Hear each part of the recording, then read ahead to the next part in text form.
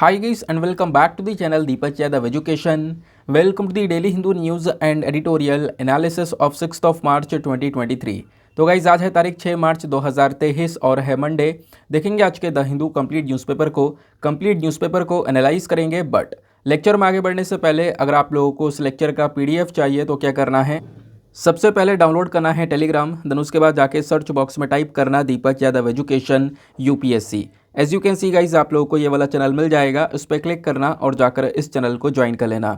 Join करने से फ़ायदा क्या होगा, यहाँ पर डेली बेसिस पर लेक्चर का पीडीएफ मिल जाता है, डेली करंट अफेयर के वीडियो का पीडीएफ मिल जाता है और डेली बेसिस पर बहुत सारे डिजिटल नोट्स मिल जाते हैं।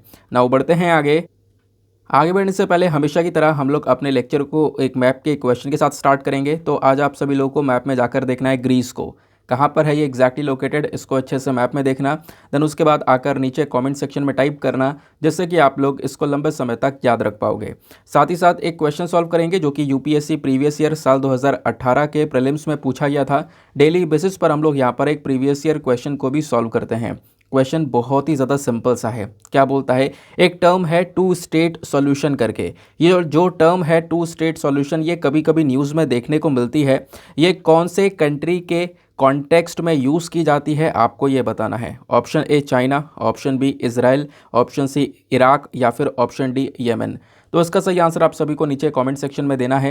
एटलीस्ट सभी को इसमें पार्टिसिपेट करना है, जैसे मैं आप लोगों से डेली बेसिस पर बोलता हूँ। बाय द वे, इसका जो करेक्ट आंसर है वो मैंने आपको टेलीग्राम पर प्रोवाइड करवा दिया है, वहाँ से भी चेकआउट कर सकते हो। और अगर वहाँ पर आंसर नहीं मिलता है तो भी कोई परेशान होने की ज़रूरत नहीं है। वीडियो के लास्ट में इसके करेक्ट आंसर का डिस्कशन हम लोग करेंगे। तो चलो शुभ आरंभ करते हैं और चलते हैं सबसे पहले थंबनेल वाले इंपॉर्टेंट आर्टिकल की तरफ।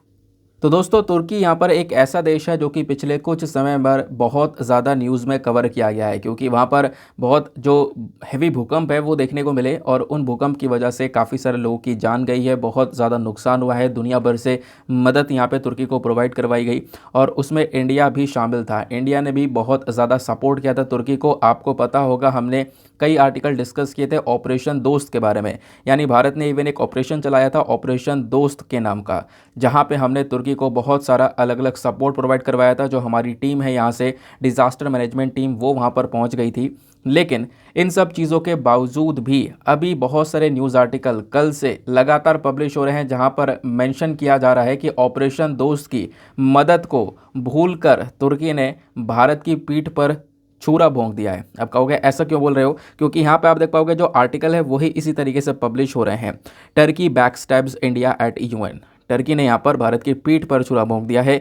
ऐसे यहाँ पे कई आर्टिकल पब्लिश हुए हैं। टर्की बैकस्टैब्स दोस्त, क्योंकि दोस्त यहाँ पे जो टर्म है ना, ये ऑपरेशन दोस्त से यहाँ पर लिया जा रहा है। हुआ क्या मामला, चलो समझते हैं। वैसे टर्की की इस हरकत की वजह से बहुत सारे लोग ऐसे होंगे जो सरप्राइज़ नहीं होंगे, क्योंकि उन्हें पता था ये आज नहीं कल तो यहाँ पर ऐसा होना ही है। क्योंकि टर्की हमेशा से इंडिया के अगेंस्ट में रहा है। कश्मीर वाले इशू को लेकर हमेशा से ही टर्की का सपोर्ट पाकिस्तान के प्रति रहा है, हम हमेशा से देखते हुए आए हैं, है ना। तो काफ़ी सारे लोग होंगे जो कि यहाँ पर इस चीज़ से सरप्राइज़ नहीं होंगे। और लिटरली मैंने भी जब आर्टिकल पढ़ा था तो मैं सरप्राइज़ नहीं हुआ था, क्योंकि मुझे भी पता था कि ऐसा होना तो है बिल्कुल, लेकिन ये नहीं पता था कि हाँ इतनी जल्दी हो जाएगा। अब हुआ क्या, चलो इसको मैं थोड़ा डिटेल से लेकर चलता हूँ। एक बॉडी है जिसका नाम है UNHRC, United nation human right council, यहाँ पर उस बॉडी का नाम है, यानी कि जो मानव के अधिकार हैं उसको लेकर यहाँ पे वो बॉडी काम करती है। तो हुआ यहाँ पर ये, हमने ऑपरेशन दोस्त चलाया था, टर्की को सपोर्ट किया था, लेकिन उसके बावजूद भी उन सब चीज़ों को भूलकर तुर्की ने क्या किया, जो यूएनएचआरसी बॉडी है ना, यहाँ पर मानव अधिकार वाला जो मुद्दा है इसको उठाया। इवन यहाँ पर पाकिस्तान ने पहले इस मुद्दे को उठाया था, बाद में यहाँ पर तुर्की ने पाकिस्तान को इसी मुद्दे पर सपोर्ट किया और साथ देते हुए यहाँ पर क्या बोला, तुर्की ने यूएनएचआरसी में ये मेंशन कर दिया कि भारत जम्मू कश्मीर में मानवाधिकारों का उल्लंघन कर रहा है। तो ये स्टेटमेंट देते ही यहाँ पर तुर्की ने पाकिस्तान को सपोर्ट किया। और ऐसे यहाँ पर जो ये आरोप है ना, ये भारत पर एक तरीके से लगाए और ऐसे लगने पर ना तुरंत यहाँ पर इंडिया ने भी, आप कह सकते हो, तुर्की को जवाब दिया। क्या जवाब दिया, तो इन चीज़ों को देखते हुए भारत ने बोला कि देखो यार, ये जो इशू है ना, ये हमारा इंटरनल मैटर है, ये हमारा आंतरिक मामला है और इसमें आप अगर यहाँ पर आ रहे हो, आप बीच में अगर आने की कोशिश कर रहे हो तो इसकी कोई ज़रूरत नहीं है और ऐसा होना भी नहीं चाहिए कि आप हमारे इंटरनल मैटर के अंदर में घुसो। तो ये पूरा इशू था जो कि कल पूरे दिन भर में बहुत सारे न्यूज़ आर्टिकल्स के साथ में कवर किया गया। मतलब इवन चाहे वो हिंदी आर्टिकल्स हो, इंग्लिश आर्टिकल हो, सभी जगह पर तेज़ी से यहाँ पर इसके बारे में चर्चा की गई है। नेक्स्ट आर्टिकल पर आते हैं। फिर उसके बाद फ्रंट पेज पर आओगे तो एक इंपॉर्टेंट आर्टिकल यहाँ पर ये वाला है।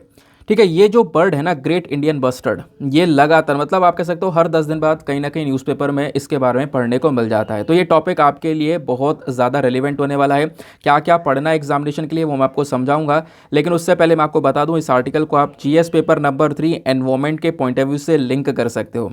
देखो, बहुत लंबे समय से एक मुद्दा चल रहा है। राजस्थान की जो स्टेट बर्ड है ना, वो भी यहाँ पर ये ग्रेट इंडियन बस्टर्ड ही है, जो कि आपको इस पिक्चर में दिखाई पड़ रही है।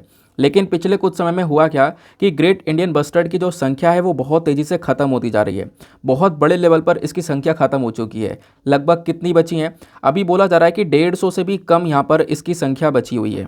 यानी कि 150 से भी कम यहाँ पर ये बर्ड्स अभी के समय पर प्रेजेंट हैं। तो इसका मतलब आप ये कह सकते हो कि जो हमारा आयुसियन होता है ना, इस आयुसियन वाले स्टेटस में इस बर्ड को क्रिटिकली इंडेंजर्ड कैटेगरी में कवर किया गया है। बिल्कुल सही सोच रहे हो। क्रिटिकली इंडेंजर्ड कैटेगरी का मतलब है ये प्रजाति बहुत ज़्यादा खतरे में है।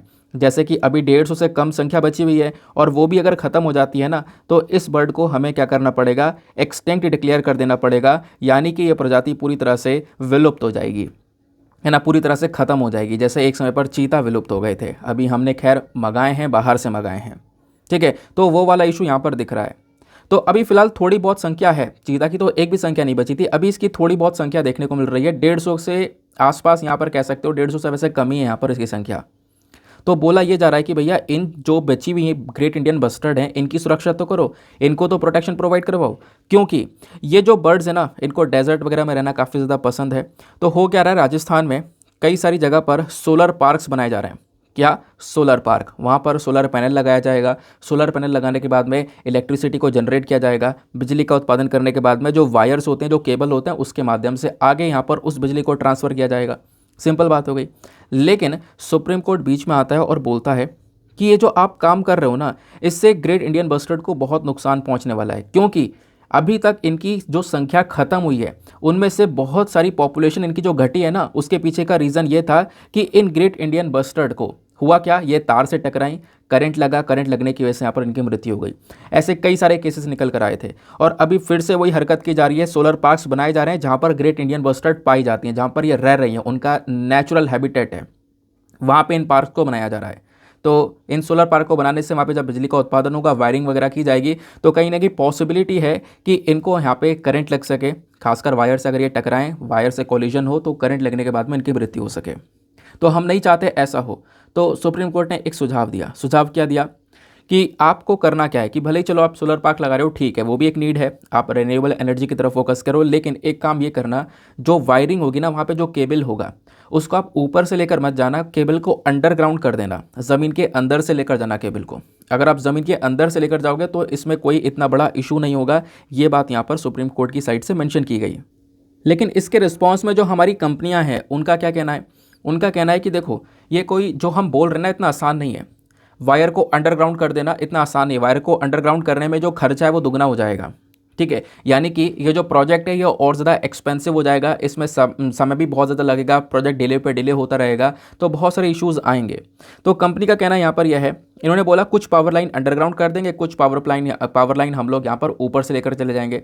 तो इस वजह से यहाँ पर ये जो इश्यूज़ है वो उठते जा रहे हैं। जबकि जो कंजर्वेशनिस्ट हैं, जो भी हमारे लोग हैं ना, बहुत सारे एनवायरमेंट को प्रोटेक्शन देने का काम करते हैं, तो उन्होंने यहाँ पर इसको लेकर ऑब्जेक्शन उठाया है। इन्होंने बोला है नहीं, आप अगर थोड़ा वायर भी बाहर लेकर जाओगे ना, और ख़ासकर उस एरिया में सोलर पार्क लग रहा है जहाँ पर ये बर्ड पाई जाती है, तो वहाँ से अगर आप ये जो लेकर जाते हो वायर, इससे बहुत ज़्यादा खतरा है कि ये प्रजाति पूरी तरह से ख़त्म ही हो जाए। अभी थोड़ी बहुत है, लेकिन जिस प्रकार की हरकत की जा रही है उससे ये पूरी तरह से विलुप्त हो सकती है, पूरी तरह से ख़त्म हो सकती है।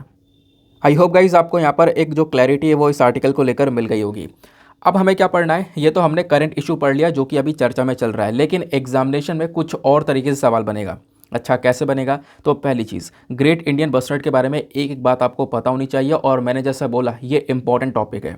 आपके पास में प्रॉपर जहाँ पे भी आप नोट्स बना रहे हो ना, इसके बारे में ज़रूर से मेंशन कर लेना, ठीक है? क्योंकि अभी हाल ही में भी इसको लेकर एक आर्टिकल पब्लिश हुआ था। क्या आर्टिकल पब्लिश हुआ था? ये जो बस्टर्ड है ये गुजरात में भी पाई जाती है, लेकिन गुजरात में केवल और केवल 4 के आसपास यहाँ पर ये चिड़िया बची हुई हैं। इसको लेकर बहुत सारे न्यूज़ आर्टिकल जो है वो पब्लिश हुए थे। 2018 की सेंसस के अकॉर्डिंग बात करें तो इंडिया में 150 से कम यहाँ पर इसकी संख्या बची है, जैसे मैं आपको बता चुका हूँ, जिसमें से अभी तक सबसे ज़्यादा जो संख्या है वो राजस्थान में है। 122 के आसपास ये बर्ड्स हैं जो राजस्थान में पाई जाती हैं। तो ग्रेट इंडियन बस्टर्ड क्या है? ये हमारे राजस्थान की एक स्टेट बर्ड है, ध्यान में रखना है आपको। और ये इंडिया की एक मोस्ट क्रिटिकली इंडेंजर्ड बर्ड है, यानी सबसे ज़्यादा खतरे में जो आज के समय पर बढ़िया बर्ड है ना, कोई चिड़िया है, वो यहाँ पर यही है। फिर उसके बाद बोला जाता है ग्रासलैंड स्पीशीज़ को ज़मीन पर रहना, घासों में रहना काफ़ी ज़्यादा पसंद है।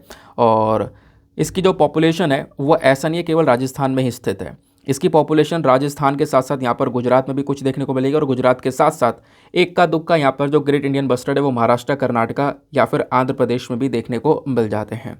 तो पिछले कुछ समय में खतरा काफ़ी ज़्यादा बड़ा, थ्रेट में मैंने आपको बता दिया है कि इलेक्ट्रिक करंट की वजह से यहाँ पर इनकी जान गई है।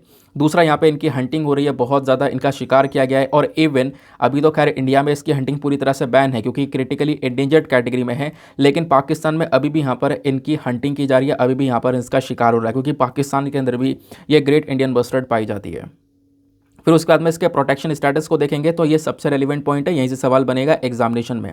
तो प्रोटेक्शन स्टेटस में आपको पता होना चाहिए, IUCN में रेड लिस्ट में इसको क्रिटिकली एंडेंजर्ड कैटेगरी में कवर किया गया है। मतलब क्या होता है इसका, अभी हम ऑलरेडी समझ चुके हैं। फिर दूसरा, साइट्स में इसको अपेंडिक्स 1 में रखा गया है, यानी कि जो इसका इंटरनेशनल ट्रेड है ना, जो व्यापार वगैरह है, उसके ऊपर पूरी तरह से रोक लगा दी गई है। बहुत ही ज़्यादा मतलब कोई इमरजेंसी सिचुएशन होगी तभी यहाँ पर कोई व्यापार हो सकता है, अदरवाइज इसका व्यापार भी नहीं कर सकते। ठीक है। वाइल्ड लाइफ प्रोटेक्शन एक्ट में इसको शेड्यूल 1 में कवर किया गया है। शेड्यूल 1 में कवर करने का मतलब इसको हाई प्रोटेक्शन प्रोवाइड करवा रखी है। अगर कोई यहाँ पर इसकी हंटिंग करेगा ना तो यहाँ पे उस व्यक्ति के ऊपर में बहुत ज़्यादा पेनल्टी जो है वो लगाई जा सकती है। ठीक है। बाकी हमने इस बर्ड को बचाने के लिए कई सारे कदम उठाए, जैसे स्पीशीज़ रिकवरी प्रोग्राम को यहाँ पर चलाया गया है, ऐसे यहाँ पर नेशनल बस्टर्ड रिकवरी प्लान को चलाया गया। फिर उसके बाद में कंजर्वेशन ब्रीडिंग फैसिलिटी लेकर आए हम लोग। फिर उसके बाद में प्रोजेक्ट इंडिया बस्टर्ड चलाया गया। ऐसे कई सारे प्रोजेक्ट्स को यहाँ पर चलाया गया ताकि ग्रेट इंडियन बस्टर्ड को हम बचा सकें। तो ऐसे यहाँ पर आपसे सवाल बन सकता है। अब आप देखोगे UPSC ने साल 2020 में इसी प्रकार का एक और क्वेश्चन पूछ लिया था। क्वेश्चन वैसे यहाँ पर इंडिया के डेजर्ट नेशनल पार्क को लेकर था। अगर आपने उस समय पर डेजर्ट नेशनल पार्क के बारे में पढ़ा होगा तो आप आराम से यहाँ पर इस क्वेश्चन को सॉल्व कर पाते। क्वेश्चन क्या था, इंडिया का जो डेजर्ट नेशनल पार्क है ना, इसको लेकर 3 स्टेटमेंट्स दिए गए हैं, बताना है कौन सा स्टेटमेंट यहाँ पर सही है। पहला स्टेटमेंट, ये पार्क 2 डिस्ट्रिक्ट्स के अंदर में फैला हुआ है। दूसरा स्टेटमेंट, यहाँ पर इस पार्क में कोई भी ह्यूमन हैबिटेशन नहीं है, कोई भी इंसान यहाँ पे नहीं रहता है। तीसरा स्टेटमेंट, ये जो पार्क है ये एक नेचुरल हैबिटेट है ग्रेट इंडियन बस्टर्ड का, यानी जो भी हमारी ग्रेट इंडियन बस्टर्ड है ना, ये वाली चिड़िया जो है, ये जहाँ जहाँ पर नेचुरल हैबिटेट में पाई जाती है उसमें से एक नेचुरल हैबिटेट ये भी है, मतलब यहाँ पर भी पाई जाती है। तो बताओ कौन सा स्टेटमेंट यहाँ पर सही है। तो इसका सही उत्तर है option number C 1 and 3 only. तो ऑप्शन नंबर सी यहाँ पर इसका सही है, यानी कि 1 और 3 ओनली। तो पहला स्टेटमेंट भी करेक्ट है, यानी कि ये जो डेजर्ट नेशनल पार्क है 2 डिस्ट्रिक्ट में फैला हुआ है। दूसरा स्टेटमेंट भी सही है, हाँ ग्रेट इंडियन बस्टर्ड का ये एक नेचुरल हैबिटेट है। ठीक है। तो ऐसे सवाल यहाँ पर बन जाते हैं। चलो आते हैं अगले आर्टिकल की तरफ। नेक्स्ट आर्टिकल बहुत इंपॉर्टेंट होने वाला है और इस आर्टिकल को मैं इंपॉर्टेंट बनाऊंगा। वैसे अभी तो ये इतना खास इंपॉर्टेंट नहीं है, बट अब जो मैं आपको एक्स्ट्रा चीज़ें बताऊंगा ना उसकी वजह से आर्टिकल काफ़ी रेलिवेंट हो जाएगा। इस आर्टिकल को वैसे आप GS paper number 3 defence and security के पॉइंट ऑफ व्यू से लिंक कर पाओगे। तो आर्टिकल क्या बोलता है कि चाइना ने अपना जो डिफेंस बजट है इसको बढ़ा दिया है। 7.2% से इसका डिफेंस बजट इंक्रीज़ हो चुका है। और काफ़ी सारे आर्टिकल्स कल ही इसके बारे में पब्लिश हो गए थे। कल मैंने काफ़ी सारे न्यूज़ आर्टिकल देखे थे इसके बारे में, जहाँ पे बताया जा रहा है कि चाइना ने सीक्रेटली यहाँ पर अपना जो बजट है वो बढ़ाकर काफ़ी ज़्यादा कर दिया है। लगभग बोला जा रहा है चाइना का जो डिफेंस बजट है ना वो $300 बिलियन का देखने को मिल जाएगा। $300 बिलियन का मतलब भारत ना इस बजट के आसपास भी नहीं है। आसपास भी नहीं मतलब इंडिया का बजट कितना है, तो अगर आप कुछ ऑफिशियल रिपोर्ट्स के अकॉर्डिंग, लेटेस्ट रिपोर्ट्स के अकॉर्डिंग बात करोगे तो अभी तक हमारा जो बजट है वो लगभग 72 या 73 बिलियन US के आसपास देखने को मिलेगा। तो हमारा बजट ऑलरेडी काफ़ी ज़्यादा कम है, चाइना से बहुत ज़्यादा कम है, बट चाइना ने अभी यहाँ पर अपने बजट में एक और इंक्रीमेंट किया है। अगर मैं एक लेटेस्ट रिपोर्ट के अकॉर्डिंग बात करूँ जो कि अभी फरवरी के महीने में 11 फरवरी को पब्लिश हुई थी रिपोर्ट, तो वो बोलता है यहाँ पर कि इंडिया का जो बजट है वो $72.4 बिलियन का है। 72 से लेकर 73 बिलियन डॉलर्स के बीच में इंडिया का डिफेंस बजट देखने को मिल जाता है। तो इसी चीज़ को लेकर बताया गया है कि कहीं ना कहीं इंडिया के लिए जो चिंताएं हैं वो कहीं ना कहीं बढ़ सकती हैं, क्योंकि चाइना लगातार अपना डिफेंस बजट इंक्रीज़ कर रहा है। आप सोचोगे इंडिया के लिए एक चिंता क्यों बढ़ सकती है, तो अगर आप मैप को अगर अच्छे से देखते हो ना, तो चाइना के आसपास कौन सा ऐसा देश है जिसके साथ में इतने सारे विवाद हैं, या किसके लिए इतना बड़ा बजट यहाँ पर वो तैयार करके रख रहा है। ठीक है, इधर ताइवान है तो ताइवान का इतना बड़ा बजट है नहीं, ताइवान का भी 19-20 बिलियन डॉलर्स का बजट आपको देखने को मिल जाता है ना। तो बेसिकली ताइवान के साथ में ज़्यादातर इश्यूज़ रहते हैं, नहीं तो फिर यहाँ पर इंडिया के साथ में ज़्यादातर बॉर्डर इशू चाइना के देखने को मिलते हैं, अदरवाइज़ किसी दूसरे देश के साथ में इतने कोई ज़्यादा खास इश्यूज़ हैं नहीं। तो इसी वजह से यहाँ पर इंडिया के लिए जो चिंता है वो काफ़ी ज़्यादा इंक्रीज़ हो जाती है कि हाँ, ये अपना डिफेंस बजट लगातार इंक्रीज़ करता जा रहा है। हालांकि भारत का बजट भी 72.4 बिलियन डॉलर्स के आसपास देखने को मिलेगा, या 73 बिलियन डॉलर्स कह सकते हो, लेकिन चाइना से ये बहुत ज़्यादा कम है। चाइना के बाद में सेकंड जो हमारा बजट, मतलब इस पर्टिकुलर रीजन की बात करें अगर हम, तो चाइना के बाद में सेकंड जो सबसे ज़्यादा बजट है डिफेंस बजट, वो इंडिया का देखने को मिलेगा। मैं इस रीजन की बात कर रहा हूँ, ठीक है, हम एशिया वाले रीजन की बात कर रहे हैं। ठीक है, तो ये बात क्लियर हो गई। तो अप्रॉक्सीमेटली कुछ भी कहो तो अभी तक हमें एटलीस्ट बोल रहा हूँ, मिनिमम तो 100 बिलियन डॉलर्स का बजट तो चाहिए। जो डिफेंस बजट है वो 100 बिलियन डॉलर्स तो हमारा एटलीस्ट होना तो चाहिए था, तब जाके हम चाइना को थोड़ा बहुत यहाँ पर टैकल कर सकते थे। अदरवाइज़ अभी आप देख पाओगे तो 3.5-4 गुना यहाँ पर कम ही बजट देखने को मिल जाता है, जिसमें से आधे से ज़्यादा जो बजट है हमारा, वो जो हमारे ऑफिसर्स हैं उनकी पेंशन्स में, उनकी सैलरी के अंदर में यहाँ पर चला जाता है, ऐसा भी यहाँ पर मेंशन किया गया आर्टिकल के अंदर में। ठीक है, ये बात क्लियर हो गई। लेकिन पिछले कुछ समय में इंडिया ने क्या किया है ना, अपना जो डिफेंस एक्सपोर्ट है वो बढ़ा दिया है, ऐसा हमने देखा। एक समय ऐसा था कि भारत क्या करता था, ज़्यादा से ज़्यादा हथियारों को, ज़्यादा से ज़्यादा जो वेपन्स है वो परचेज़ ही किया करता था, जिसमें फ्रांस हो गया, रशिया हो गया, यूएस हो गया, इन सब देशों से हम लोग हथियार परचेज़ किया करते थे। बट आज का समय ऐसा आ चुका है कि हम बहुत सारे हथियारों को एक्सपोर्ट करते हैं।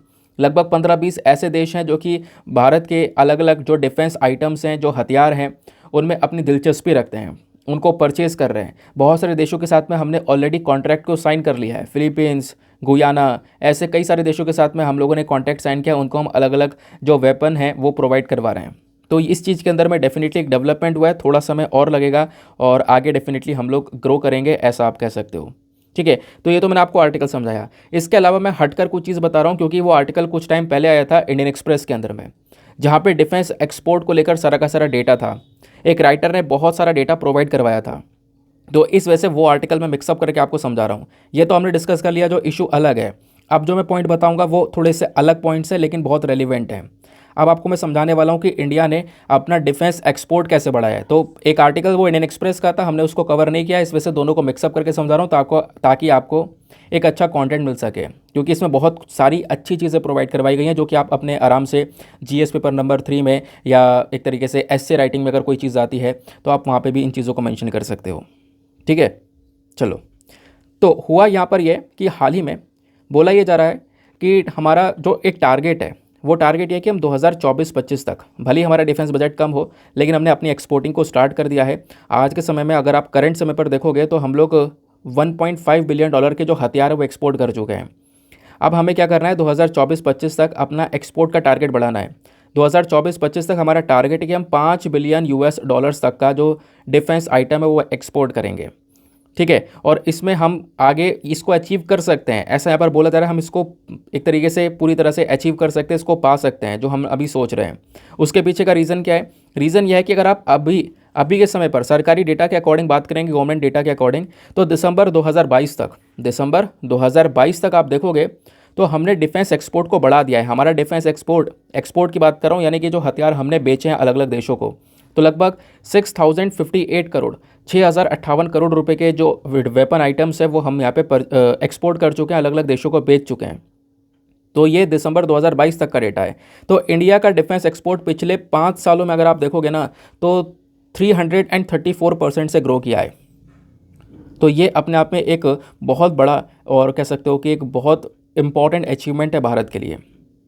अब बात करेंगे कि हमने काफ़ी सारे वेपन आइटम्स एक्सपोर्ट तो किया अलग अलग देशों को, लेकिन क्वेश्चन ये है कि क्या क्या एक्सपोर्ट किया हमने, ज़्यादातर हमने क्या क्या बेचा है। तो उसमें कुछ पर्सनल प्रोटेक्टेड आइटम्स हो गए, कुछ पेट्रोल वेसल्स हो गए, यानी कि कुछ जहाज़ वगैरह हो गए जो दस्तक मारने वाले हैं, हेलीकॉप्टर्स हो गए, एवियोनिक्स हो गए, Bharat radio, coastal surveillance system, ऐसे कई सारे और आइटम्स हम लोगों ने यहाँ पर एक्सपोर्ट किए हैं। इवन यहाँ पे दिसंबर 2022 की बात है, हमारी सरकार ने पार्लियामेंट को बताया था कि हमने एग्जैक्टली पिछले 3 सालों में क्या क्या एक्सपोर्ट किया। तो उसमें लाइट वेट टॉर्पीडो है, कुछ वेपन्स जैसे रडार वगैरह हो गया, पेट्रोलिंग वेसल्स हो गए, फिर उसके बाद में आर्मर प्रोटेक्शन हो गया, देन उसके बाद में यहाँ पर स्नाइपर राइफल हो गई। ऐसे यहाँ पर कुछ चीज़ें हम लोगों ने ज़्यादातर एक्सपोर्ट की हैं। फिर उसके बाद में मेंशन किया गया कि आखिरकार हमारे बड़े बड़े डिफेंस प्लेटफॉर्म्स हैं कौन कौन से, मतलब अभी कौन कौन से ऐसे देश हैं जिसकी तरफ यहाँ पर इंडिया देख रहा है काफ़ी सारा सामान एक्सपोर्ट करने की, और वो देश भी हमारे यहाँ पर दिलचस्पी दिखा रहे हैं। तो आप देखोगे इसमें कई सारे देश हैं, जैसे अभी ना इंडिया अर्जेंटीना और इजिप्ट के साथ में भी बातचीत कर रहा है। अर्जेंटीना और इजिप्ट ऐसे दो कंट्रीज़ हैं जहाँ पर हमने काफ़ी सारे हथियारों को एक्सपोर्ट किया है। और अभी यहाँ पे हम लोग क्या कर रहे हैं, जो लाइट कॉम्बैट एयरक्राफ्ट तेजस है, LCA तेजस, ये भारत ने खुद से बनाया है, इसको एक्सपोर्ट करने की तैयारी कर रहे हैं। सरकारी ऑफिशियल्स के अकॉर्डिंग बताया जाता है कि जो LCA MK2 है, अगेन यहाँ पर एक और एयरक्राफ्ट है, ठीक है। तो यहाँ पर इस वाले एयरक्राफ्ट में लगभग 16 ऐसे देश हैं जो कि अपनी दिलचस्पी दिखा रहे हैं, और उनका मन है कि वो इंडिया से यहाँ पर इस वाले एयरक्राफ्ट को परचेज़ करें। और अच्छी बात यहाँ पर यह है कि इन एयरक्राफ्ट्स को भारत ने खुद बनाया है, ठीक है, हमने उसको इंडिजीनियसली डेवलप किया है। और ऐसे कई सारे और देश हैं। इवन आप देख पाओगे भारत ने मॉरिशस नाम के देश के साथ में एक कॉन्ट्रैक्ट साइन किया, जिसको हम लोग क्या कर रहे हैं, एडवांस लाइट हेलीकॉप्टर को एक तरीके से, जो ये एडवांस लाइट हेलीकॉप्टर है ना, वो एक्सपोर्ट कर रहे हैं। फिर मॉरिशस के पास में ऑलरेडी कुछ भारत वाले हेलीकॉप्टर्स हैं ही, लेकिन अभी कुछ और भी यहाँ पर एक्सपोर्ट करने की तैयारी में हम लोग।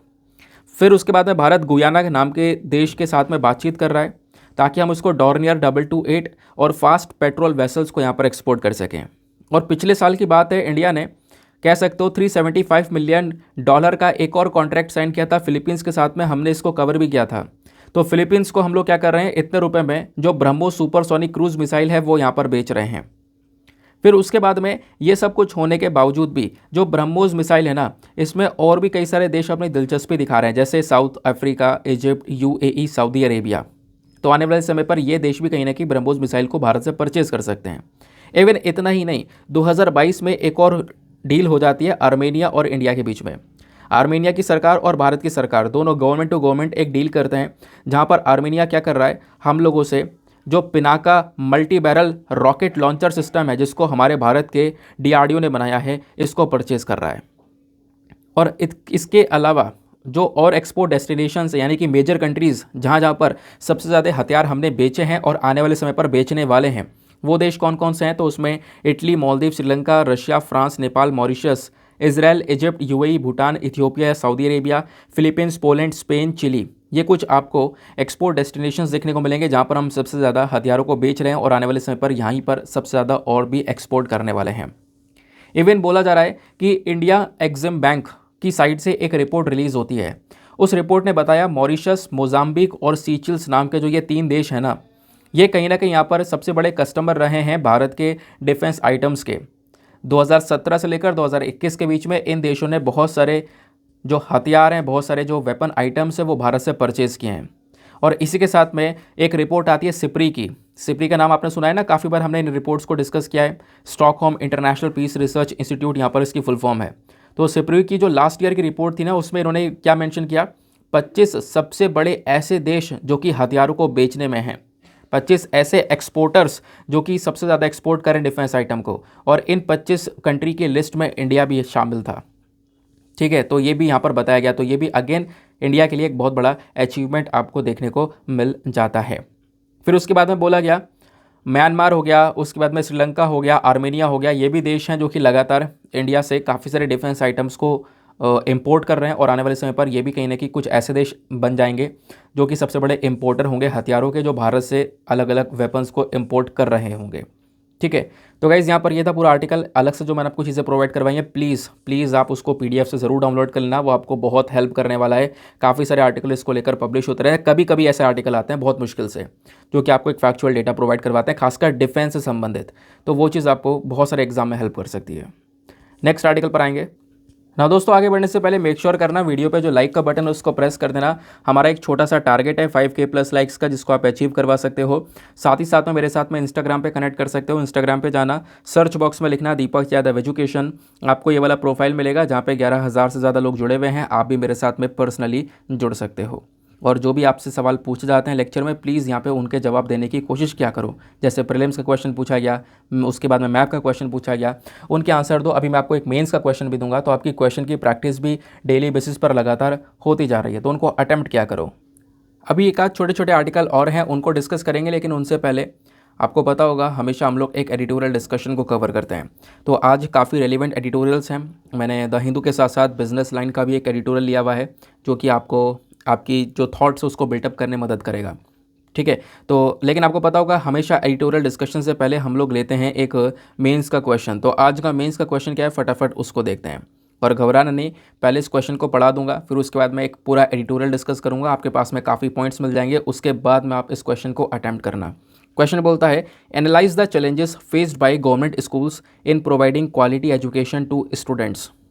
आपको एनालाइज करना है, विश्लेषण करना है, अच्छे से समझना है कि जो हमारी सरकारी स्कूल्स हैं भारत के अंदर में वो क्या क्या चुनौतियों को, क्या क्या परेशानियों को फेस कर रहे हैं, एक क्वालिटी एजुकेशन प्रोवाइड करवाने में क्या क्या दिक्कतें उनको आ रही हैं। इन दिक्कतों को समझाते हुए आपको सजेशन देना है कि क्या क्या तरीके हो सकते हैं जिसके थ्रू हम इस एजुकेशन सिस्टम को, खासकर पब्लिक एजुकेशन सिस्टम को इम्प्रूव कर सकते हैं, इसकी इफेक्टिवनेस को बढ़ा सकते हैं। वो चीज़ आपको बतानी है। 250 शब्दों में आंसर लिखना है और आंसर लिखने के बाद में कहाँ पे सबमिट करना है, टेलीग्राम पर जाना, सर्च बॉक्स में लिखना Deepak Yadav education mains answer writing, full form लिखना, आपको वो चैनल मिल जाएगा। और वहाँ पर 50,000 से ज़्यादा लोग हैं जो कि आंसर्स लिख रहे हैं। आप भी जाकर उसको ज्वाइन करके अपने आंसर्स को लिखकर सबमिट कर सकते हो। आंसर्स को सबमिट करने के साथ साथ एक छोटा सा काम करना है, एटलीस्ट सभी लोगों को 2-2 आंसर्स अपने रिव्यू करने हैं। ठीक है, एक दूसरे के 2-2 आंसर्स को आप रिव्यू कर सकते हो। थोड़ा समय लगेगा, 15 मिनट में आप आराम से रिव्यू कर पाओगे।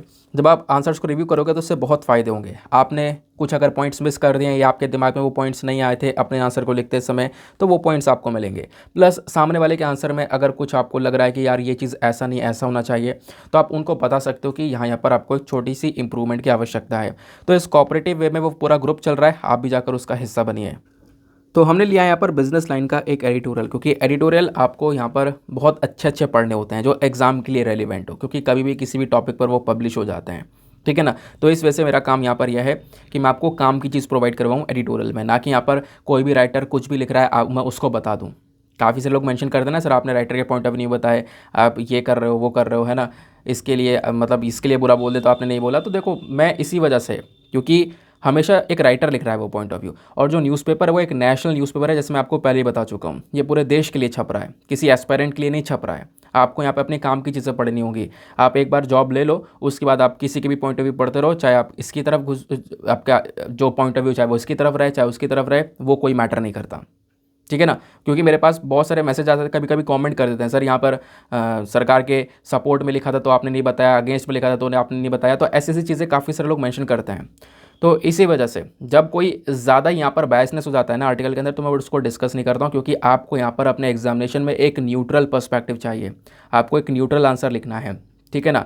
ऐसा नहीं है यहाँ पर किसी भी कोई भी टॉपिक है उसके बिल्कुल यहाँ पर आप कह सकते हो वहाँ पे बायसनेस नज़र आए, या फिर यहाँ पर उसके बिल्कुल अगेंस्ट हो जाओ। तो लेकिन आपके पास में एक न्यूट्रल पर्सपेक्टिव होना चाहिए कि अगर ये टॉपिक है तो इसके ये फ़ायदे होंगे और ये नुकसान होंगे। ऐसी चीज़ आपको पता होनी चाहिए कि आप दोनों ही चीज़ों को लेकर साथ में चल सको और इसका ये सॉल्यूशन हो सकता है। इसी वजह से जो भी मैं एडिटोरियल कवर करता हूँ उसमें आपको ज़्यादातर ये चीज़ें बताने की कोशिश करता हूँ कि हाँ ये टॉपिक है तो इसमें ये टॉपिक का कॉन्टेक्स्ट क्या है, इसमें दिक्कतें क्या हैं, और राइटर ने सजेशन क्या दिया है कि हाँ इसका सोल्यूशन कैसे किया जाएगा। ठीक है, तो इस चीज़ को समझा करो।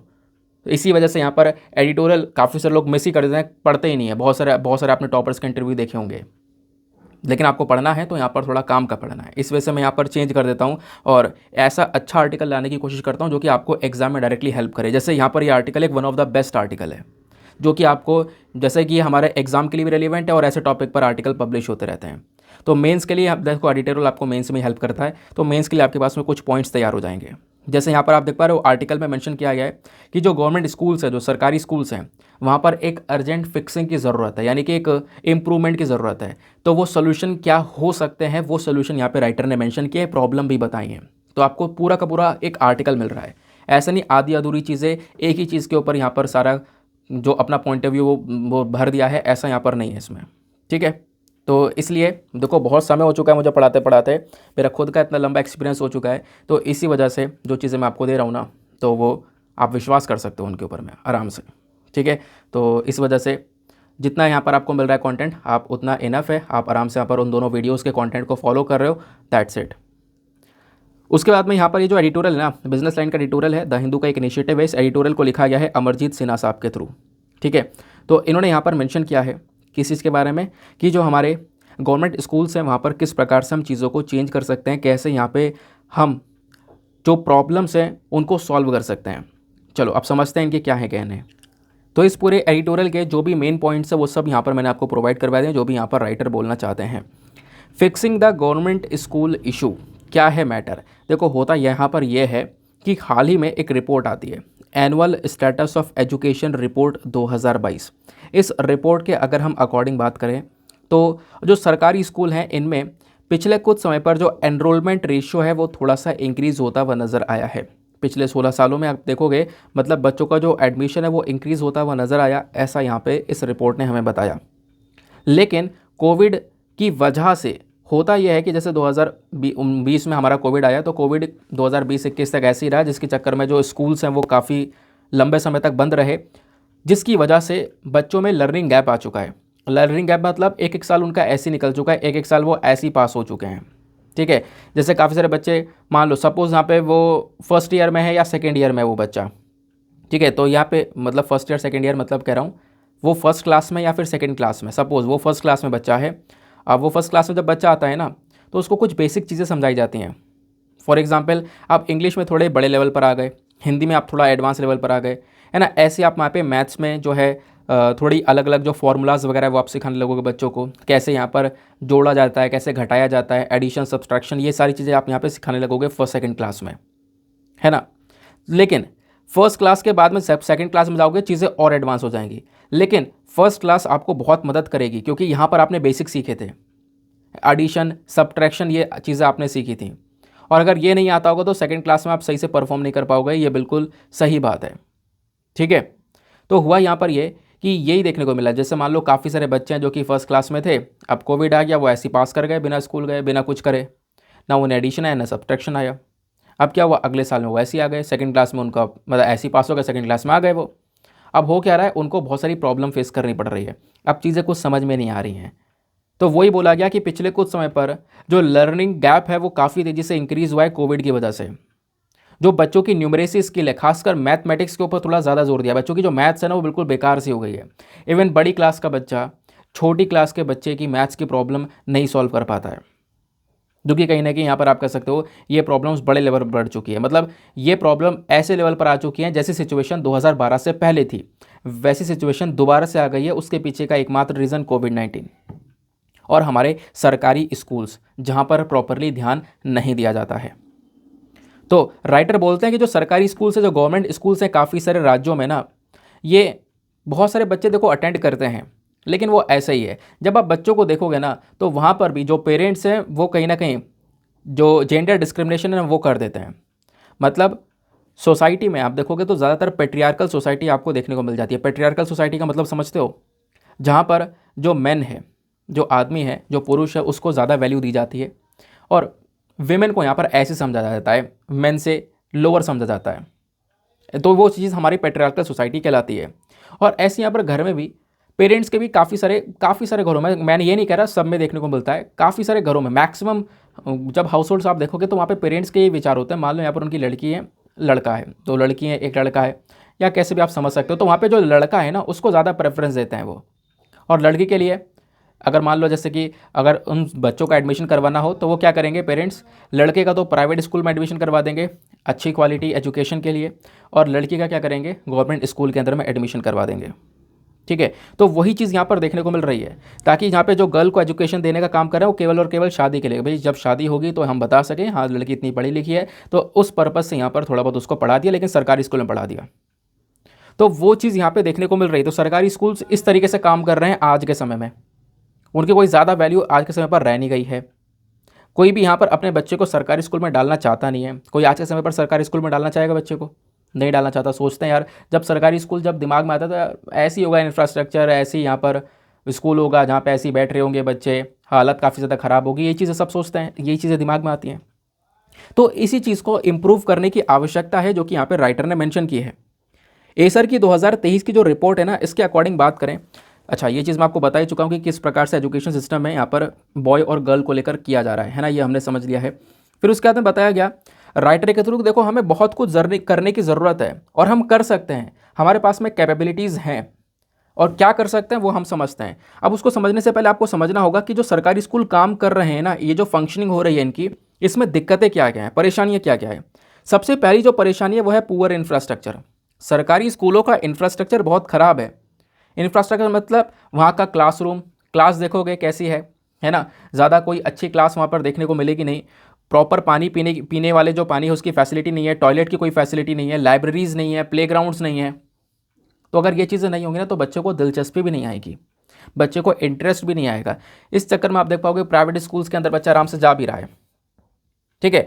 और अगर ये चीज़ें नहीं होंगी, इंफ्रास्ट्रक्चर नहीं होगा, प्रॉपर क्लासरूम नहीं है, पीने का पानी नहीं है, टॉयलेट नहीं है, लाइब्रेरी नहीं है, अगर ये चीज़ें नहीं है ना तो इसका असर कहीं ना कहीं, आप मानो या मत मानो, लेकिन क्वालिटी ऑफ एजुकेशन के ऊपर पड़ेगा। बच्चों को आप यहाँ पर एक अच्छी क्वालिटी की एजुकेशन नहीं दे पाओगे अगर ये प्रॉपर इंफ्रास्ट्रक्चर आपके स्कूल के अंदर में नहीं है।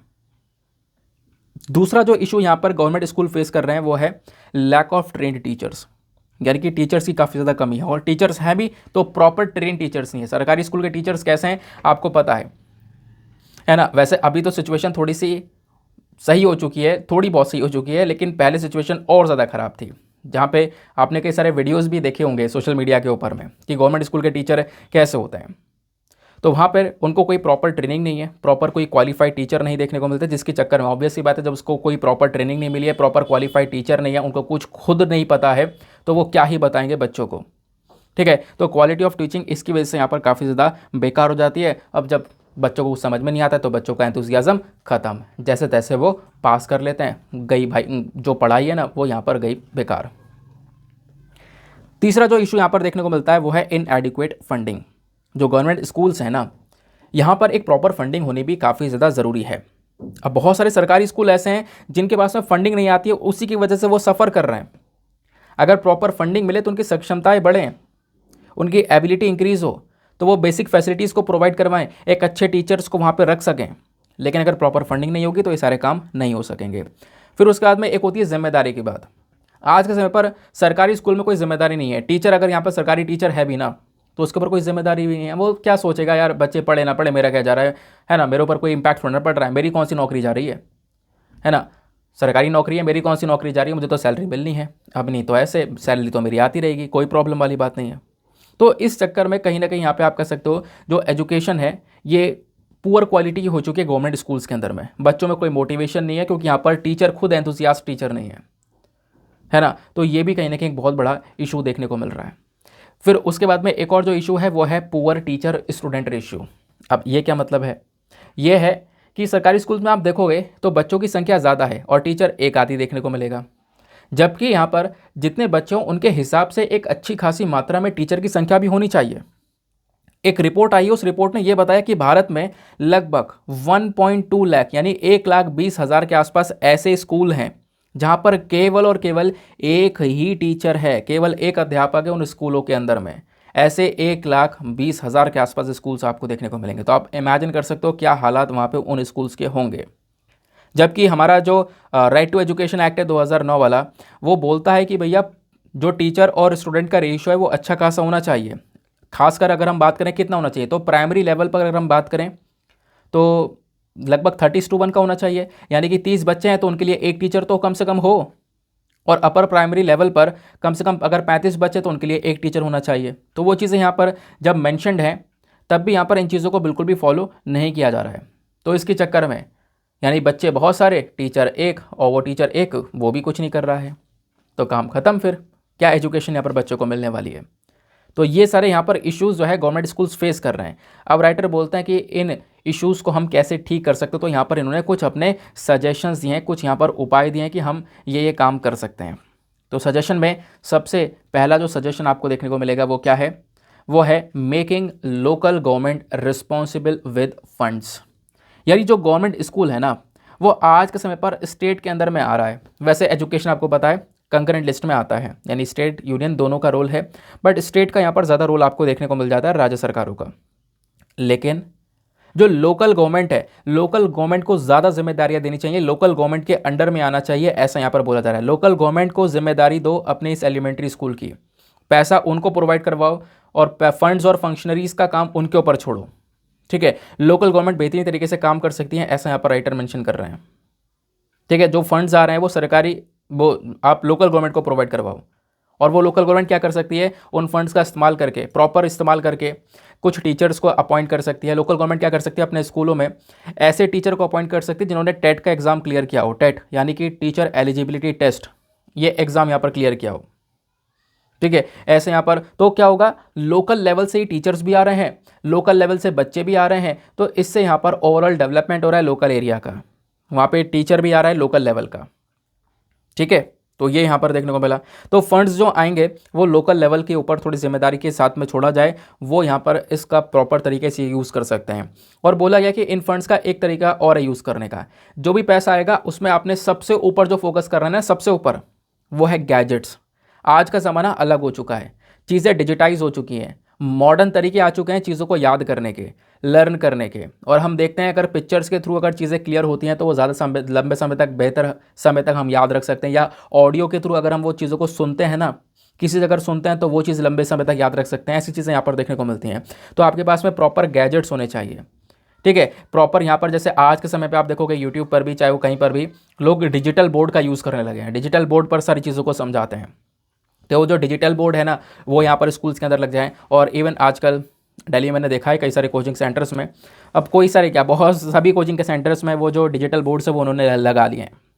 ठीक है, तो डिजिटल बोर्ड्स लगा लिए हैं, तो अब जो चीज़ें वो थोड़ी और क्लियर समझ में आती है। फॉर एग्जांपल यहाँ पर कोई कॉन्सेप्ट समझाया उन्होंने कि भाई ये ऐसे ऐसे काम कर रही है, पृथ्वी ऐसे काम कर रही है, कुछ यहाँ पर चीज़ें समझाई उन्होंने, है ना। ज्योग्राफी का कोई कॉन्सेप्ट समझाया, अब वो कॉन्सेप्ट चलो बच्चे के समझ में तो आ गया, लेकिन अभी भी क्लियरेंस थोड़ा नहीं है, तो उसको एक वीडियो दिखा दी, एक एनिमेशन दिखा दिया कि देखो यार ये ऐसे वर्क कर रही है, ऐसे टर्न कर रही है, ऐसे टिल्ट हो रही है, तो ऐसे यहाँ पर समझा दिया गया। तो उससे और बेहतरीन तरीके से जो कॉन्सेप्ट है वो क्लियर हो जाता है। तो कहीं ना कहीं गैजेट्स के ऊपर भी थोड़ा काम करना ज़रूरी है। फिर राइटर मेंशन करते हैं कि भैया टीचर्स की ट्रेनिंग होना भी बहुत ज़्यादा ज़रूरी है। जब तक अच्छे टीचर्स नहीं होंगे तब तक क्वालिटी ऑफ एजुकेशन होगा नहीं। तो टीचर्स होंगे अच्छे तो डेफिनेटली यहाँ पर एक फ़ायदा मिलेगा। और टीचर्स ऐसे हों जिनको यहाँ पर इन गैजेट्स की नॉलेज हो प्रॉपर, और नॉलेज नहीं है तो उनको आप प्रोवाइड करवाओ एक बार। ठीक है, जितने भी क्लासरूम है सरकारी स्कूल में, वहाँ पे आप बड़ी बड़ी टीवी लगा सकते हो, अच्छा साउंड सिस्टम का यूज़ कर सकते हो, ऑनलाइन लेसन्स प्रोवाइड करवा सकते हो, है ना। और टीचर्स को उनको गैजेट्स की प्रॉपरली नॉलेज हो, तभी वो चीज़ों को अच्छे से दिखा पाएंगे, बच्चों को कर दिखा पाएंगे। ठीक है, इवन बोला गया यहाँ पर हम सेल्फ हेल्प ग्रुप्स जो है ना उनका भी यूज़ कर सकते हैं। और बोला यह जाता है कि सरकारी स्कूल में जो सिचुएशन है वो ऐसी है कि टीचर, मान लो यहाँ पर टीचर का काम क्या है, पढ़ाना काम है, पढ़ाने का काम है, उसका मेन तो काम पढ़ाने का ही है ना। उसके अलावा उससे मिड डे मील स्कीम जो चल रही है ना, वो काम करवा लिया जाता है, मिड डे मील का काम करवा लिया जाता है, अलग अलग काम उसको सौंप दिए जाते हैं। बच्चों को खाना खिलाना, ये करना वो करना, ये काम यहाँ पर उसको सौंप दिए जाते हैं। तो फिर उससे यहाँ पर टीचर की जो कैपेबिलिटीज़ है वो हो जाती हैं ख़त्म। देखो टीचर है तो उसको केवल और केवल पढ़ाने के लिए रखा जाए। ठीक है, पढ़ाने के लिए, केवल और केवल पढ़ाने के लिए। टीचर्स का कोई रोल यहाँ पर मिड डे मील स्कीम के अंदर में ना रखा जाए, ऐसा यहाँ पर राइटर बोलता है। क्योंकि काफ़ी सारे स्कूल्स में मिड डे मील स्कीम को भी, मतलब इस स्कीम की सारी जिम्मेदारी टीचर के ऊपर सौंप दी जाती है। नहीं, टीचर केवल पढ़ाने के लिए, आप उनको पढ़ाने दो, मिड डे मील इसका काम आप यहाँ पे दूसरे को सौंप सकते हो। जो सेल्फ हेल्प ग्रुप्स हैं, वेमेन के सेल्फ हेल्प ग्रुप्स जो होते हैं ना, इनको सौंप दो, ये यहाँ पे प्रोवाइड करवा देंगे खाना, टीचर्स को आप पढ़ाने दो। तो ये भी यहाँ पर कहीं ना कहीं टीचर्स के पोटेंशियल को इंक्रीज़ कर सकता है। फिर एक और सजेशन दिया राइटर ने, वो है पब्लिक लाइब्रेरीज़ को डेवलप करना। पब्लिक लाइब्रेरीज से यहाँ पर एक अच्छा सोल्यूशन हो सकता है। जैसे गांव के अंदर में बहुत सारे यूथ हैं, बहुत सारे नौजवान लोग हैं जो पढ़ाई कर रहे हैं, जॉब की तैयारी कर रहे हैं, अच्छे इंस्टीट्यूशन में एडमिशन लेने की तैयारी कर रहे हैं, तो उनके लिए यहाँ पर एक पब्लिक लाइब्रेरी हो। भाई ऐसी लाइब्रेरी हो जहाँ पे लोग बैठकर पढ़ लें। आजकल के समय पर तो लाइब्रेरी बढ़ती जा रही है ना, इंक्रीज़ होती जा रही है बहुत ज़्यादा। हर शहर में आपको, आपके एरिया में भी लाइब्रेरी देखने को मिलेगी, लेकिन लाइब्रेरी को भी धंधा बना दिया पूरी तरह से।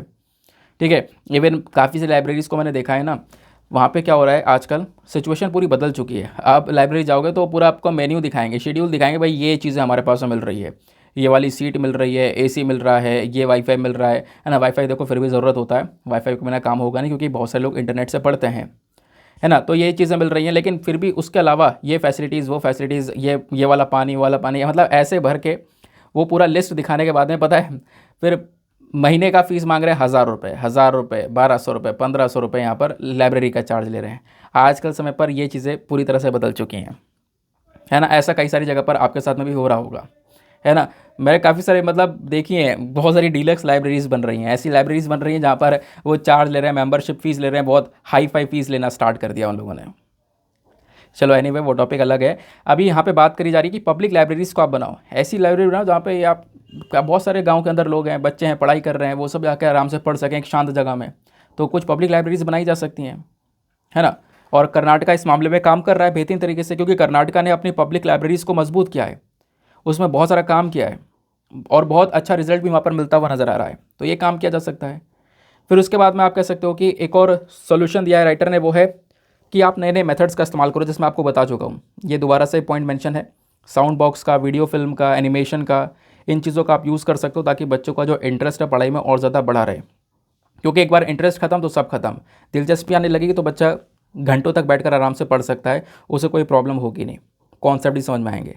ठीक है, बच्चा ऐसा ना हो कि यहाँ पर मतलब टीचर ऐसा हो जो समझाने वाला हो, जो कि यहाँ पर बच्चे के दिमाग में चीज़ों को बैठा दे, है ना। तो उसके लिए चाहे हमें कोई भी सामान यूज़ करना हो तो वो ज़्यादा बेहतर तरीका देखने को मिल जाता है। फिर उसके बाद में राइटर मेंशन करते हैं कि चलो ये सब चीज़ें तो सही हैं, लेकिन आपको हेल्थ केयर मैनेजमेंट के ऊपर भी फोकस करना होगा, बच्चों का जो न्यूट्रिशन है उसके ऊपर भी फोकस करना होगा, क्योंकि एक अच्छा अगर न्यूट्रिशन नहीं मिलेगा तो ऑब्वियस ही बात है सारा काम करा वराया सब बेकार हो जाएगा, क्योंकि एक अच्छा न्यूट्रिशन रहेगा तभी यहाँ पर बच्चे का ओवरऑल डेवलपमेंट होगा। तो इसके ऊपर भी फोकस करना काफ़ी ज़्यादा ज़रूरी है। तो आई होप गाइज आपको यहाँ पर पूरी तरह से क्लैरिटी मिल चुकी है और आपको समझ में आया होगा कि आर्टिकल का इंपॉर्टेंस क्या है, कि वाकई में एक जो जेन्युइन प्रॉब्लम है वो यहाँ पर इन्होंने समझाने की कोशिश की है। तो यहाँ पे फिर उसके बाद में मेंस का आज का क्वेश्चन है। क्वेश्चन क्या बोलता है, आपको एनालाइज करनी है, मैं वैसे क्वेश्चन बता चुका हूँ, एक बार फिर से बोल देता हूँ, रीड कर देता हूँ question. Analyse the challenges faced by government schools in providing quality education to students and suggest measures to improve the effectiveness of public education system in India.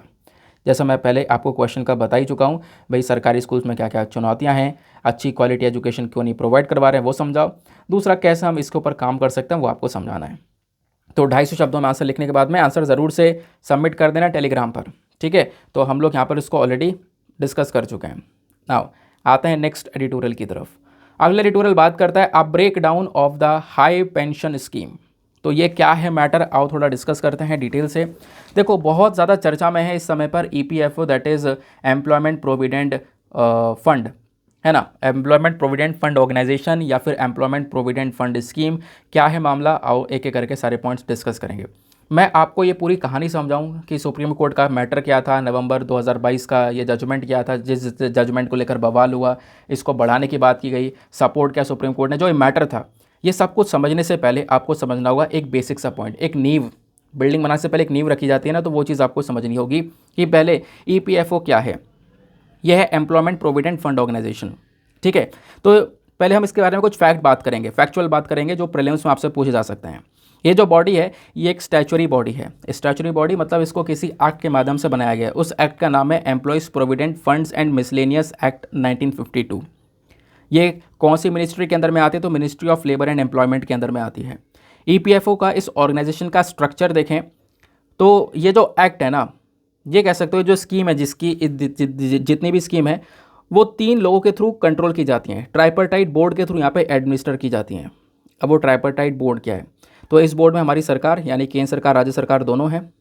सरकार के साथ साथ दूसरा यहाँ पे एम्प्लॉयर जो कि यहाँ पर काम कर रहा है, सॉरी जो यहाँ पर जॉब को नौकरी प्रोवाइड करवाता है ना, जो जॉब देने का काम कर रहा है, और तीसरा यहाँ पर एम्प्लॉय। तो मतलब सरकार, एम्प्लॉयर और एम्प्लॉय, इन 3 लोगों की मदद से यहाँ पर ये जो पूरा ऑर्गेनाइजेशन है वो चल रहा है, ठीक है।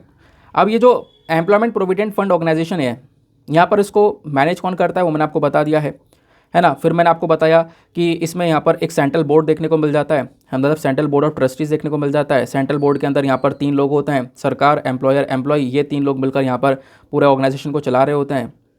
क्योंकि यहाँ पर ओवरऑल ये नाम क्या है, एम्प्लॉयमेंट प्रोविडेंट फंड स्कीम। इसका पर्पज़ है यहाँ पर आपको एक समय के बाद पेंशन प्रोवाइड करवाना।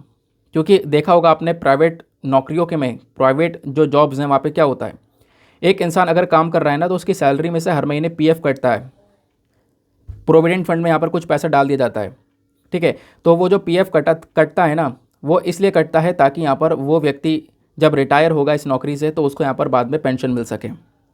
तो इस PF को कटने में ये सारा का सारा जो रोल है वो हमारी सरकार का, हमारे जो एम्प्लॉयर है जो नौकरी दे रहा है, और जो एम्प्लॉय जिसकी सैलरी कट रही है थोड़ी थोड़ी, तो इन सब का एक बहुत बड़ा रोल होता है, ठीक है। बाकी यहाँ पर मैं आपको और लेकर चलता हूँ आगे। फिर बात आती है यहाँ पर एक एम्प्लॉयमेंट पेंशन स्कीम के बारे में। एम्प्लॉयमेंट पेंशन स्कीम क्या होती है, देखो इस स्कीम का काम क्या है, जो एम्प्लॉयज़ हैं हमारे, जो काम कर रहे हैं लोग हैं, उनको यहाँ पे सपोर्ट प्रोवाइड करवाना। यानी कि लगभग वो जब 58 की साल में पहुंच जाएंगे, 58 ईयर्स के हो जाएंगे, उसके बाद जब नौकरी से रिटायर होंगे तो उनको पेंशन प्रोवाइड करवाना रिटायरमेंट के बाद। तो ये यहाँ पर इस स्कीम का काम है। तो इस स्कीम में पैसा यहाँ पर लगातार डाला जाता है, भरा जाता है, और वो पैसा कैसे भरा जाता है वो अब हम लोग यहाँ पर समझेंगे। तो ओवरऑल मुद्दा यहाँ पर क्या उठ रहा है, पहले हम इसको समझते हैं। एम्प्लॉयमेंट प्रोविडेंट फंड ऑर्गेनाइजेशन यानी कि जो ये EPFO नाम की बॉडी है ना, इसने कुछ गाइडलाइंस जारी की हैं, और गाइडलाइंस जारी करते हुए ये बोला है कि कुछ लोग जिनको मान लो रिटायरमेंट के बाद में थोड़ा ज़्यादा पेंशन चाहिए, तो उसके हिसाब से कुछ नई गाइडलाइंस को लेकर आया गया था। तो जिसको यहाँ पर इसके अंदर में आना है तो वो आ सकता है, ठीक है। तो ये बोला तो गया था, लेकिन इसका जो टेन्योर है वो ख़त्म होने वाला था कि ज़्यादा लोग यहाँ पर आ सकते हैं, लेकिन अभी इसका समय ख़त्म होने वाला था। तो इसको लेकर काफ़ी बवाल हुआ। काफ़ी लोगों ने बोला जो नई गाइडलाइन आई है इसको हटा देना चाहिए, ये सही नहीं है। ये मैटर पहुंचता है सुप्रीम कोर्ट में, और सुप्रीम कोर्ट ने यहाँ पर बोला कि चलो जो भी गाइडलाइन है सही है, सपोर्ट किया सुप्रीम कोर्ट ने थोड़ा समय और बढ़ा दिया कि थोड़े समय तक और हम आपको टाइम दे रहे हैं कि अगर आप इसके अंदर मानना चाहते हो तो आ सकते हो। अब ये मतलब क्या, मैं आपको समझाता हूँ कि सपोज़ यहाँ पे मान लो एक व्यक्ति है जिसकी तनख्वाह है 15,000 रुपये प्रति महीना, ठीक है। तो 15,000 रुपये प्रति महीना में से उसका कुछ परसेंट, जैसे आप कह सकते हो जैसे इसका 12% जो है ना वो अमाउंट कट जाएगा। देखो मैं यहाँ पर आपको पूरा एक स्ट्रक्चर बना के समझा रहा हूँ ताकि आपको चीज़ें बहुत अच्छे से समझ में आए। अभी तक क्या होता है, जैसे अगर हम लोग बात करते हैं एम्प्लॉयमेंट प्रोविडेंट फंड की, या फिर यहाँ पर जो पेंशन की बात कर रहे हैं, तो इसमें क्या होता है कि मान लो यहाँ पर एक व्यक्ति है, पर्सन ए, जो कि यहाँ पर एक नौकरी पर काम कर रहा है, उसको प्रति महीना 15,000 रुपये मिल रहे हैं। तो 15,000 रुपये में से कैसे कैसे ये बांटा जाएगा मैं आपको समझाता हूँ। तो मान लो यहाँ पर 15,000 रुपये मिल रहे हैं, तो 15,000 रुपये मिलते रहें।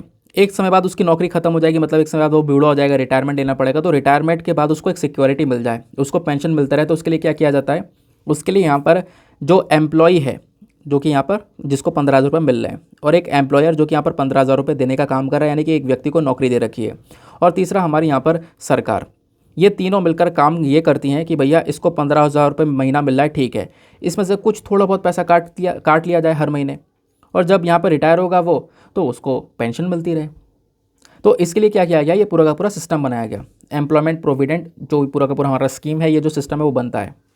तो इसमें बोला ये गया कि सपोज़ यहाँ पर एक इंसान को 15,000 रुपये महीना मिल रहा है, तो उसकी 15,000 रुपये में से 12%, तो 12% का कॉन्ट्रीब्यूशन कौन करेगा, वो एम्प्लॉय खुद करेगा। 15,000 रुपये में से उसका 12% क्या करेंगे, हम निकाल लेंगे। 12% कितना हो गया, लगभग 1,800 रुपये यहाँ पर उसकी सैलरी में से काट लिया जाएगा।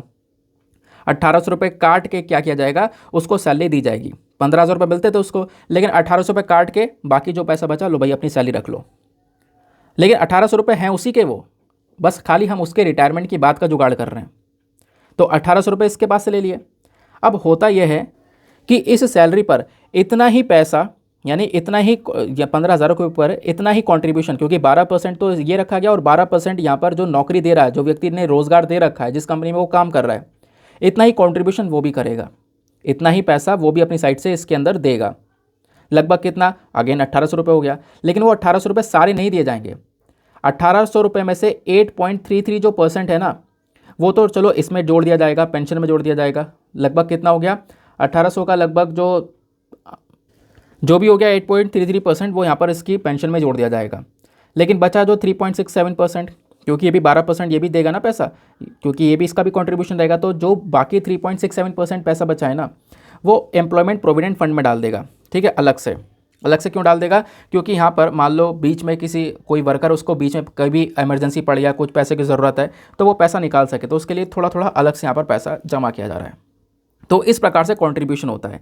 कहने का मतलब यहाँ पर यह है कि अगर एक व्यक्ति को पेंशन मिल रही है ना, तो उसके लिए एम्प्लॉयर की सैलरी से भी काटा जाएगा, एम्प्लॉय की सैलरी से काटा जाएगा, और एम्प्लॉयर जिसने नौकरी दे रखी है वो उतना ही कंट्रीब्यूट, जितना 12% उसकी सैलरी से जितना काटा जाएगा, 12% ही वो भी कंट्रीब्यूट करेगा।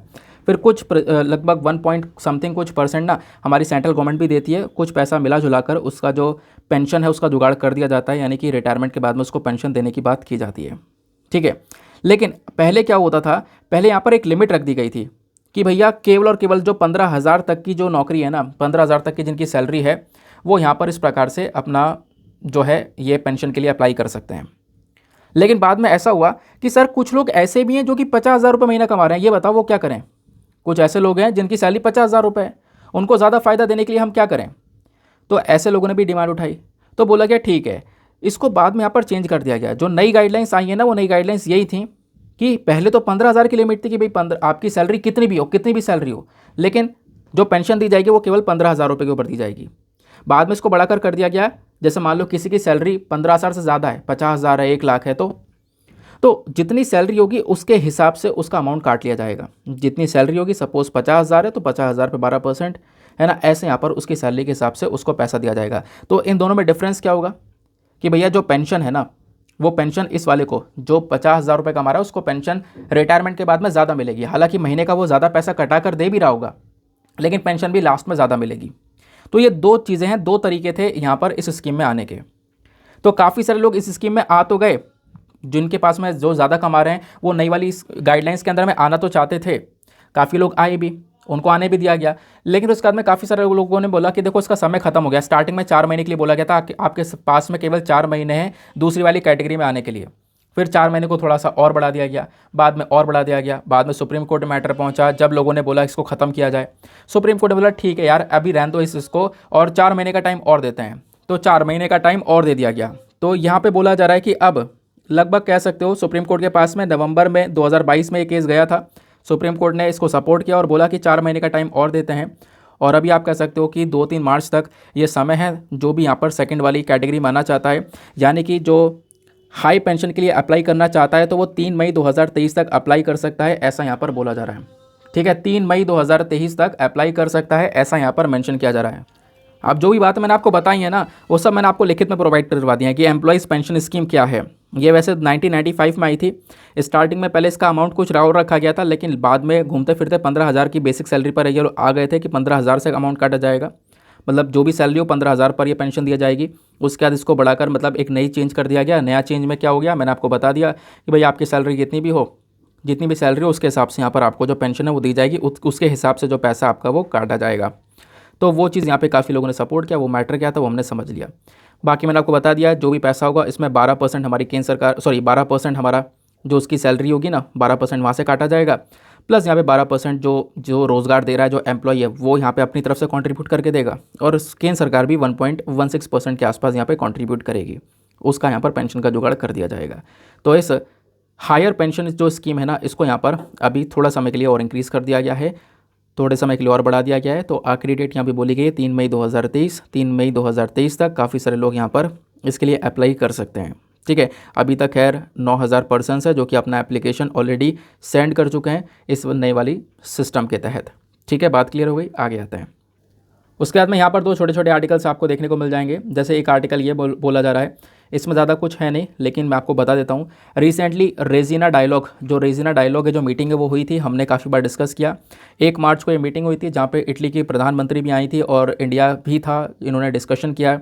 इवन यहाँ पर 26 कंट्री के और भी ऑफिशियल्स हैं जिन्होंने यहाँ पे पार्टिसिपेट किया।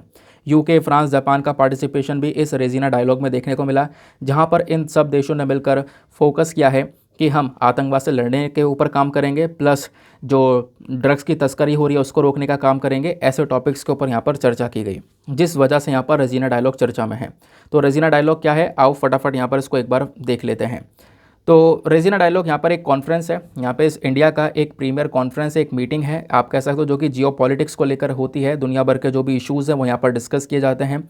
और 2016 से हम लगातार इस मीटिंग को न्यू दिल्ली में करते हुए आ रहे हैं, और इस बार 2023 की मीटिंग भी हुई है। और 2023 वाली जो मीटिंग है, ध्यान रखना, ये 8वां एडिशन था। कौन सा? 8वां एडिशन। सवाल यह आपसे बन सकता है कि इस रेजिना डायलॉग की कॉन्फ्रेंस को, इस मीटिंग को कौन ऑर्गेनाइज करता है? तो इसको ऑर्गेनाइज किया जाता है ORF के through, that is observer research foundation. तो ORF क्या करता है? ORF हमारी मिनिस्ट्री ऑफ एक्सटर्नल अफेयर के साथ में पार्टनरशिप करने के बाद में यहाँ पर इस पूरे के पूरे इवेंट को, इस रेजिना डायलॉग को यहाँ पर ऑर्गेनाइज करता है। अब ये ORF क्या है? यह है ऑब्जर्वर रिसर्च फाउंडेशन। इसको यहाँ पर बनाया गया था 1990 में, 1990 में।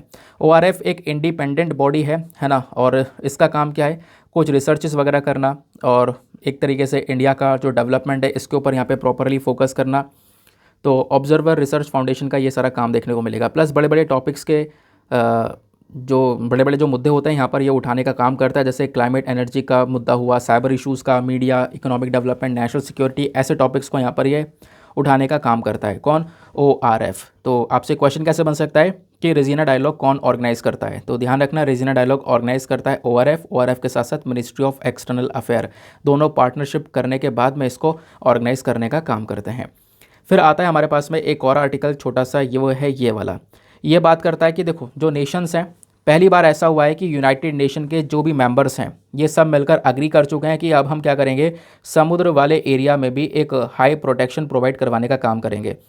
अभी तक क्या होता है, मान लो कोई एक पर्टिकुलर कंट्री है, उसके आसपास का जो समुद्र का हिस्सा है ना, आसपास का, केवल वहाँ पे वो सुरक्षा देने का काम करते हैं। उसके अलावा जो मेन समुद्र होता है, इंटरनेशनल वाटर्स जो होती हैं, हाई सीज जो होती हैं, वहाँ पर ये फोकस नहीं कर पाते हैं। तो इस वजह से अब की बार इंटरनेशनल वाटर जो हाई सी हैं, ठीक है, यानी कि एक तो समुद्र का हिस्सा होता है जो कि एक देश के कंट्रोल में आता है, जो कि इसके आसपास का होता है, उसके बाहर वाला जो समुद्र का हिस्सा है ना, वहाँ पर ही हम सुरक्षा प्रोवाइड करवाएंगे। इसको लेकर यूनाइटेड नेशन के जो मेंबर्स हैं इन्होंने यहाँ पर अग्री किया है कि बिल्कुल हम यहाँ पर भी अब ध्यान रखने का काम करेंगे। और इसके लिए बोला जा रहा है कि आने वाले समय पर एक बॉडी बनाई जाएगी। ये जो ट्रीटी है क्या करेगा, एक नई बॉडी को क्रिएट करेगा, एक नई बॉडी बनाई जाएगी जिसका काम होगा हमारे समुद्र का प्रोटेक्शन करना, समुद्र को पूरी तरह से देखभाल करना, उसको सुरक्षा देने का काम करना। इसके लिए एक प्रॉपर बॉडी आने वाली है। हमारा टारगेट यहाँ पर यही है कि हम लोग क्या कर सकें, प्लैनेट पर, पृथ्वी पर जितना भी पानी अवेलेबल है उसका 30% पानी की तो सुरक्षा कर ही सकें। ये हमारा टारगेट है। इसी के लिए बहुत सारे जो नेशंस हैं वो तैयार हो चुके हैं और कह रहे हैं कि बिल्कुल हम लोग यहाँ पर क्या करेंगे, जो मैरीन लाइफ है, जो खासकर इंटरनेशनल वाटर के अंदर, समुद्र के अंदर जो यहाँ पर पूरा का पूरा एनवायरनमेंट है, उसकी हम यहाँ पर सुरक्षा करने वाले हैं। ठीक है, तो ये था हमारा एक छोटा सा आर्टिकल। तो आई होप गाइज आपको यहाँ पे एक जो क्लैरिटी है वो मिल चुकी होगी। ये था हमारा आज का पूरा डिस्कशन। अब फटाफट हम लोग अपने प्रीलिम्स वाले क्वेश्चन को देख लेते हैं। तो आज का प्रीलिम्स का क्वेश्चन क्या था? क्वेश्चन ये था कि जो एक टर्म है टू स्टेट सॉल्यूशन, ये कौन से देश के रेफरेंस में यूज़ की जाती है? तो इसका सही उत्तर है ऑप्शन नंबर 2, इजराइल। इजराइल के रेफरेंस में हम लोग यहाँ पर इस टर्म को यूज़ करते हैं। नाउ मिलते हैं आप लोगों से अगले वीडियो में। आज के लिए bye bye, have a nice day, thank you and जय हिंद।